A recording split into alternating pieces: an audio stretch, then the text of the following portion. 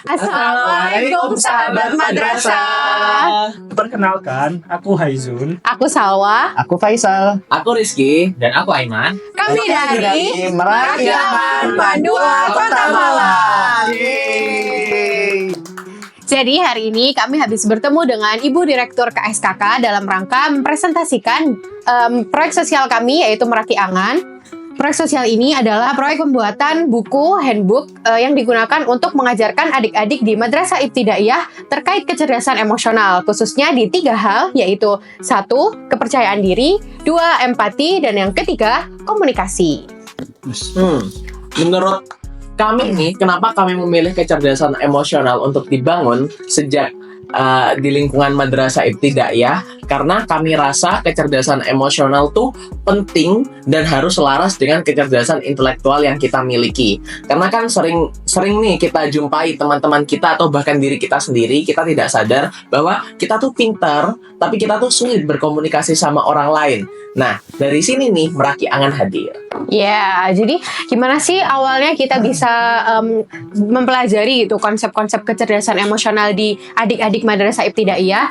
Jadi sebelum membuat produk kita yaitu Meraki Angan ini, kita sempat berkunjung ke 3 sekolah di Kota Malang. Yang pertama di Min 1 Kota Malang, kedua di Min 2 Kota Malang, dan yang terakhir di SD Muhammadiyah 4 Kota Malang.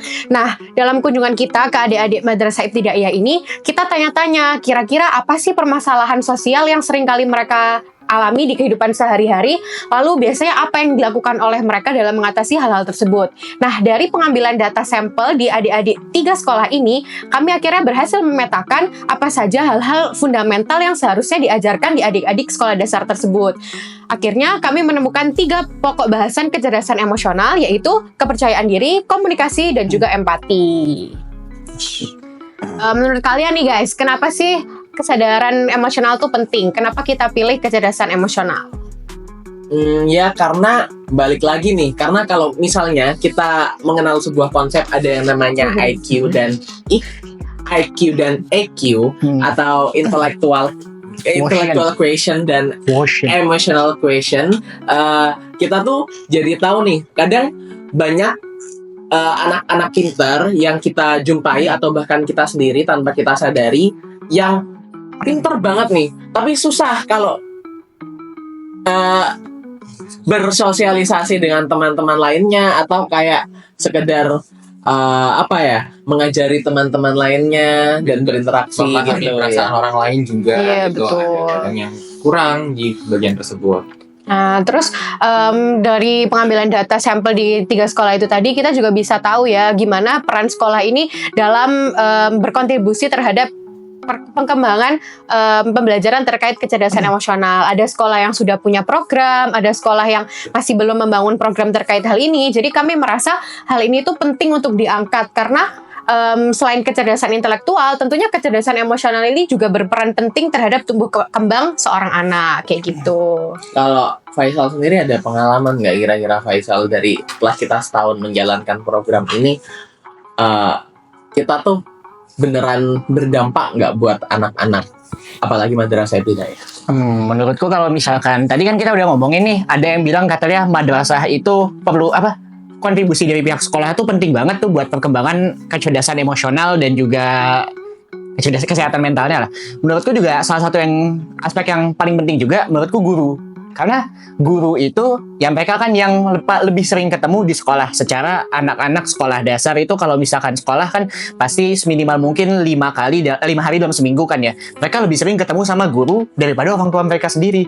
Nah, kalau misalkan kayak begitu, misalkan gurunya nauzubillah ya kurang kompeten gitu dalam mengajarkan kecerdasan emosional, kayak disuruh dimarah-marah tanpa sebab yang jelas, atau misalkan kayak tidak didampingi lah ketika ada anak murid yang kesusahan, itu pasti bakal ribet banget. Apalagi madrasah ibtidaiyah atau sekolah dasar ini kan intinya kayak fondasi banget gitu lah buat nanti ke depannya. Jadi kalau misalkan gurunya udah betul dan mengimplementasikannya dengan baik, itu bakal sangat bermanfaat banget sih buat ke depan. Jadi kayak peran guru tuh sangat-sangat fundamental gitu buat perkembangan emosional anak-anak. Itu menurutku sih. Dan sayangnya itu fakta ya teman-teman, karena berdasarkan data literatur yang kami peroleh, masih 30% sekolah di Indonesia yang menerapkan program pendidikan emosional yang terstruktur. Jadi itulah mengapa kami berlima di sini hadir membentuk Meraki Angan untuk bersama-sama menciptakan ekosistem yang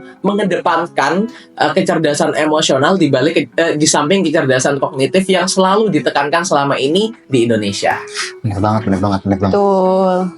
Nah, masalah kecerdasan emosional ini tuh masih hitungannya Gen Z banget nih. Yes. Jadi hitungannya di Lingkup Indonesia kita banget ya. di lingkup kita itu masih baru. Nah, seperti yang udah diomongin sama Salwa, Faisal, sama Rizky tadi, masih sedikit sekolah atau madrasah di Indonesia yang memiliki program untuk meningkatkan kecerdasan emosional. Udah nyampe setengah ya? Betul. Gak nyampe setengah, malah 30% tadi. Nah, jadi sebenarnya dalam kita melakukan Meraki Angan ini masih ada beberapa tantangan. Tantangannya itu ya tadi sedikitnya sekolah yang sudah menerapkan program, terus sedikitnya juga guru yang telah memiliki kompetensi mengenai kecerdasan emosional ini. Apalagi di masyarakat umum ini, kecerdasan emosional ini masih tergolong hal yang baru dan dirasa kurang penting lah ya. Karena kayak apa sih gunanya kecerdasan emosional? Yang penting kan akademik, yang penting pinter. Tapi kita ternyata juga harus meningkatkan kecerdasan emosional kita. Iya. Mungkin kembali lagi ke poin kalau misalnya manusia itu adalah makhluk sosial ya. Bener banget. Itu nggak mungkin bisa survive di kehidupan ini kalau misalnya kita nggak dibantu sama orang lain. Gitu. Tapi kalian sadar nggak sih guys, parahnya lagi kalau kita nih, apalagi adik-adik yang usianya di bawah kita, terlebih anak-anak madrasah ibtidaiyah yang emang sedari awal tuh udah gadget banget, udah chronically online. Mereka tuh bahkan paham sama terms atau istilah yang sebenarnya mereka itu masih belum cukup mendalaminya. Jadi kayak misalnya mereka tiba-tiba, ini pengalamanku ketika aku sedang bertanya-tanya ya untuk pembuatan proses buku Meraki Angan nih, mereka tiba-tiba menyebutkan salah satu terms yang mereka sendiri tidak paham jatuhnya Kayak apa. anxiety Iya, gitu. jadinya kayak mereka bahkan sampai menyebutkan apa ya? So yang Self diagnosis. Iya, mereka bilang pas itu mereka ngerasa, Kak, aku punya social anxiety, gimana cara menghadapinya gitu. Cuman kayak menurutku ya pas itu sebenarnya mereka belum cukup pengetahuan gitu tentang apa itu social anxiety gitu nggak sih? Iya. Jadinya ketika kita cuma tahu istilahnya, tapi kita tidak paham betul mengenai apa sih itu sebenarnya, jatuhnya kita itu self diagnosis. Dan ya kalau misalnya kita teruskan lebih lanjut, Ya justru bisa bahaya buat adik-adik bisa itu. bahaya buat diri kita sendiri. Makanya nanti kadang ada tuh yang amit-amit sampai dengar kayak self harm atau Iya, apa gitu. benar. Ya, jadi tantangan terbesar itu emang karena ini adalah sebuah hal yang baru gitu ya, yang kita bawa, topik baru yang dibawa di adik-adik di usia MI. Jadi perlu pendekatan-pendekatan yang emang harus tepat gitu ya ke adik-adik ini, karena paparan informasi buat adik-adik ini tuh udah banyak banget sumbernya, mau dari gadget, mau dari mungkin lingkungan sekitar mereka, terus tontonan mereka di gadget juga udah pada macam-macam. Jadi tantangan terbesar itu justru dari lingkungan mereka itu sendiri, menurutku kayak gitu sih. Nah, makanya kalau misalkan ngomongin tentang pendekatan nih tadi kan ngomonginnya terlalu banyak informasi-informasi yang beredar di media sosial, gadget, internet dan sebagainya. Nah, itu salah satu pendekatan yang bisa kita pakai dan emang kita terapkan di Meraki Angan ini adalah dengan membuat microblog di Instagram. Jadi anak-anak itu kalau misalkan mereka scrolling di Instagram atau misalkan ya sekedar ya nyoba-nyoba sosmed sosial media gitu, mereka juga bisa tetap dapat informasi. Jadi ya salah satunya microblog itu. Ditambah kita juga punya website kan, meskipun beberapa orang zaman sekarang mungkin kalau anak zaman sekarang kurang suka main di website, tapi buat orang-orang dewasa yang lebih memilih source yang kredibel tuh website tuh lebih dari cukup untuk menyediakan informasi. Terus kalau misalkan dari yang anak-anaknya. Mm, Di dari buku ini pun juga kita kan udah menyediakan ilustrasi gitu ya. Jadi kita udah berusaha semaksimal mungkin untuk membuat buku ini tuh menarik. Jadi anak-anak itu nggak males gitu untuk baca bukunya. Jadi selain ada cerita-cerita, di sini kami juga menyediakan gambar. Terus mereka bisa kerjain worksheet. Jadi kegiatan yang mereka lakukan untuk belajar kecerdasan emosional ini nggak boring, sehingga mereka tuh lebih enjoy dalam mempelajari tentang kecerdasan emosional ini, kayak gitu sih. Nah, setelah kita ketahui itu ya, kalau misalnya kecerdasan emosional itu sepenting itu buat kehidupan kita dan pendekatan apa-apa aja yang bisa membantu kita untuk membantu anak-anak ini memahami lebih jauh mengenai kecerdasan emosional. Nah, akhirnya kami hadir dengan proyek Meraki Angan ini. Dan dari proyek ini atau dari gerakan sadar kecerdasan emosional ini, kami berharap dapat memberikan beberapa dampak positif lah ya bagi siswa. Nah, yang pertama itu tentu saja peningkatan prestasi akademik, yang kedua itu meningkatkan hubungan sosial, yang ketiga itu mengurangi perilaku negatif, dan yang terakhir itu adalah peningkatan kesejahteraan mental. Kan otomatis itu kalau misalnya siswa lebih mudah mengelola emosi, otomatis mereka itu bisa lebih fokus dan termotivasi dan juga lebih pantang menyerah nih kalau misalnya menghadapi sesuatu di proses akademik mereka gitu. Nah, selain itu dengan memahami emosi orang lain dengan lebih baik, kita itu bisa menjalin hubungan yang lebih baik juga, terutama dengan teman, guru, dan juga orang tua.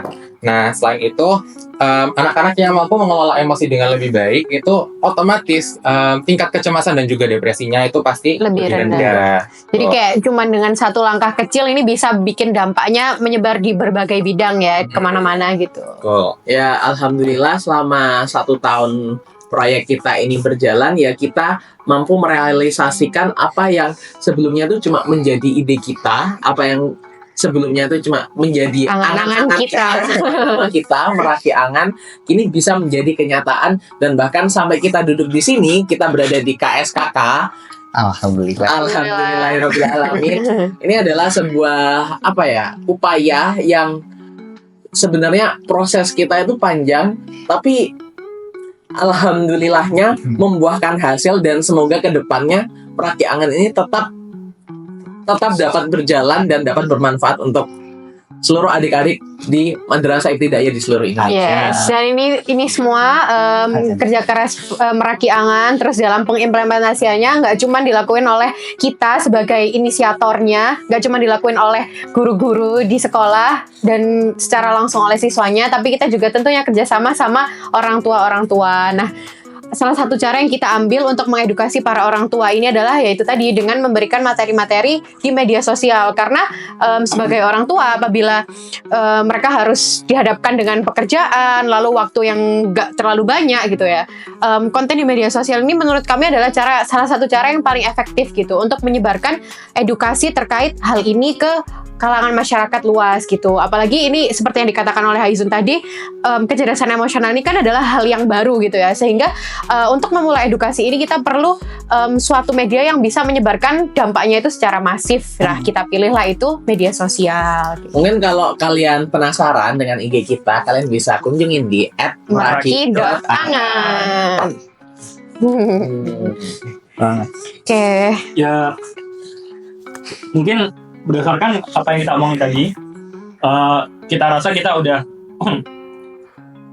bisa mulai bisa melihat dampak nyata dari proyek sosial kita Meraki Angan di madrasah-madrasah di Indonesia.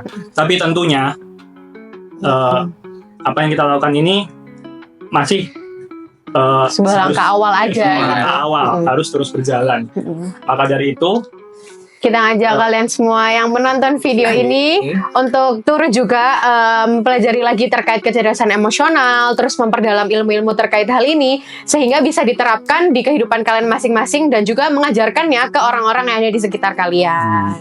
Jangan lupa teman-teman, orang cerdas di Indonesia tuh udah banyak, tapi yang bisa mencerdaskan orang lain, itu yang masih sedikit. Itulah giliran kalian.